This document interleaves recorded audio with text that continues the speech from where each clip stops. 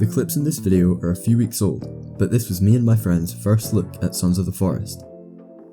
After loading in and watching the cutscenes,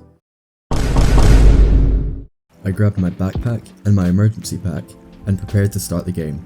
But as soon as I could even start moving, I died immediately. Shit. After getting my stuff back, I made my way up the mountain, and me and my friend both realised that Kelvin had gone missing. We saw him on the map and rushed down to see if he was still alive.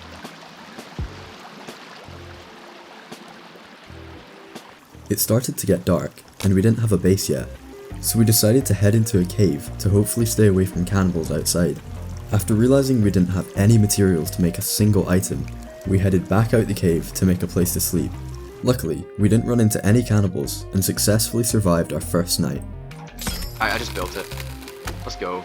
Once it was morning, we decided it would be a good idea to scout out the general area and decide where to make our first proper base. We started cutting down trees and constructing what was soon to be our new lake house. Since we both didn't know how the new building mechanics worked yet, we had a lot of issues. Can I make it protrude? Oh, balls.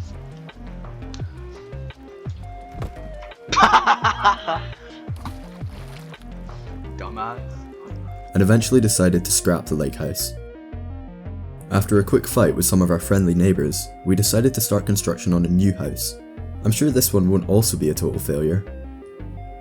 Damn, bro's got cheeks. After multiple failed attempts to make a simple house, no real weapons, armour or resources, and Kelvin being dead within the first minute of the playthrough, we decided the best course of action was to leave this world, create a new one and start fresh.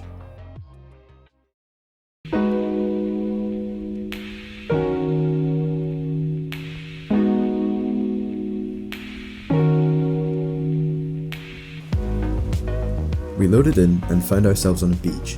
Immediately, we made sure Kelvin wouldn't die and began looting the area around our base for everything we could get.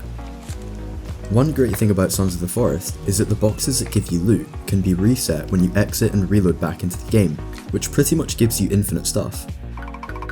We didn't want the same thing that happened in the last world to happen again, so we started chopping trees and gathering resources quickly.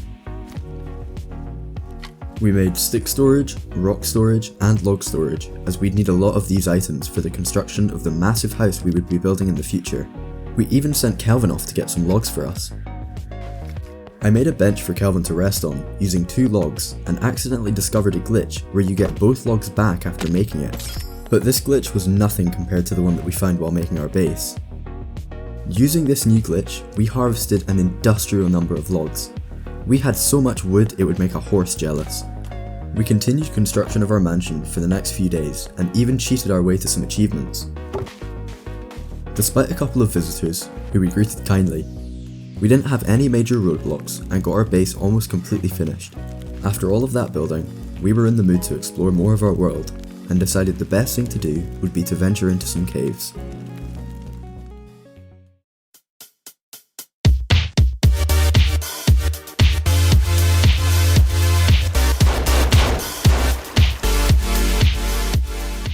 We nervously made our way through the first cave and made peace with some cannibals at the entrance. Going further into the cave, we found the rebreather. This is a super useful item that lets you breathe underwater. The caves in Sons of the Forest are so much scarier than in the first game, but we still managed to make our way through them without either of us dying a single time. Finally, after killing even more cannibals and what felt like an eternity of walking through a dark, dingy cave, we found the stun gun. The stun gun is a close-range weapon that stuns cannibals and makes them fall to the ground for 5 to 8 seconds. This lets you attack them without them being able to attack you, but it also just looks really cool. Holy shit. Oh my god. Despite the trauma we'd endured in the caves and the loot we'd obtained, we made our way out of the cave and continued on the search for another one to explore. Once we'd found one, we set up a drying rack so that we'd have some dried meat when we made it out of the cave. Cool. Going deep into the cave, we came across more cannibals as you'd expect. Nice. I can't really see like anything.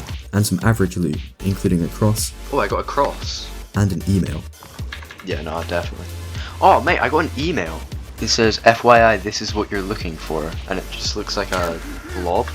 Keep this blob in mind.